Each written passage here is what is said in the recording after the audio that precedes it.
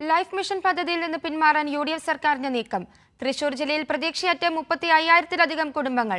നിർമ്മാണം പാതിഘട്ടത്തിലെത്തിയതും അനുമതി ലഭിച്ച് കരാർ വെക്കാനുള്ളവയും ഉൾപ്പെടെ 35,193 വീടുകളാണ് പൂർത്തിയാക്കാനുള്ളത്. പദ്ധതി വഴി ലഭിച്ച വീടിന്റെ പണി പൂർത്തിയാക്കാനാകാത്തതിൽ തീരാ ദുഃഖത്തിലാണ് പനമുക്ക് ഡിവിഷനിൽ തനിച്ച് താമസിക്കുന്ന KM സീന. നിർധനരായ മനുഷ്യർക്ക് കയറിക്കിടക്കാൻ സ്വന്തമായൊരു വീട് എന്ന സ്വപ്നത്തിനായി 2016 ഇടതുപക്ഷ സർക്കാർ ലൈഫ് മിഷൻ പദ്ധതി കൊണ്ടുവന്നത്. അധികാരത്തിലേറിയ UDF സർക്കാർ കേവലം ദിവസങ്ങൾക്കുള്ളിൽ പദ്ധതി വേണ്ടെന്ന് വയ്ക്കാനാണ് നീങ്ങുന്നത്. ഇത് സംബന്ധിച്ച് സർക്കാർ കൃത്യമായ മറുപടി നൽകുന്നില്ല എന്നാണ് ഉപഭോക്താക്കളുടെ ആരോപണം.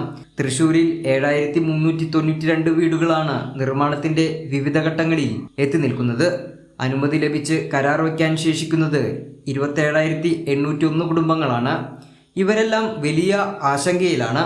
തൃശൂർ കോർപ്പറേഷനു കീഴിൽ പനമുക്ക് ഡിവിഷനിൽ ഹെർബർട്ട് നഗറിൽ താമസിക്കുന്ന സീനയുടെ വീട് ഇനിയും പൂർത്തിയാകാനുണ്ട്. വീടിന്റെ തേപ്പ് പൂർത്തിയായിട്ടില്ല. അതോടൊപ്പം വാർപ്പും പൂർണ്ണമാക്കിയിട്ടില്ല. തനിച്ച് താമസിക്കുന്ന സീന കടുത്താശങ്കയിലാണ്. പൈസ ബാക്കി കിട്ടില്ല എന്ന് പറഞ്ഞാൽ ഭയങ്കര വിഷമം ഭയമെല്ലാം ഉണ്ട്. അതിപ്പോൾ ഒരുപാട് പാവപ്പെട്ട വീടുകളിൽ കിട്ടുന്നത് അവരുടെ അതില്ലാതിരിക്കില്ലേ. അപ്പോൾ വിഷമം പേടിയെല്ലാം കൂടി ഉണ്ട്. ബാക്കി പൈസ കിട്ടിയില്ലെങ്കിൽ പിന്നെയുള്ള കാര്യങ്ങളൊന്നും നടക്കൂല. എന്താ വെച്ചാൽ എനിക്ക് ജോലി ഇതൊന്നുമില്ല. പിന്നെ നമ്മളിത് കിട്ടാണ്ടിരുന്ന കൂടുതൽ ഇതാവില്ലേ. സഹോദരന്റെ മരണത്തിന് ശേഷം ഒറ്റയ്ക്ക് താമസിക്കുന്ന സീന ബന്ധുക്കളുടെ സഹായത്തോടെയാണ് ജീവിതം മുന്നോട്ട് കൊണ്ടുപോകുന്നത്. ശാരീരികമായി അവശതകൾ നേരിടുന്നതിനാൽ ഇപ്പോൾ ജോലിക്കും പോകാൻ സാധിക്കുന്നില്ല.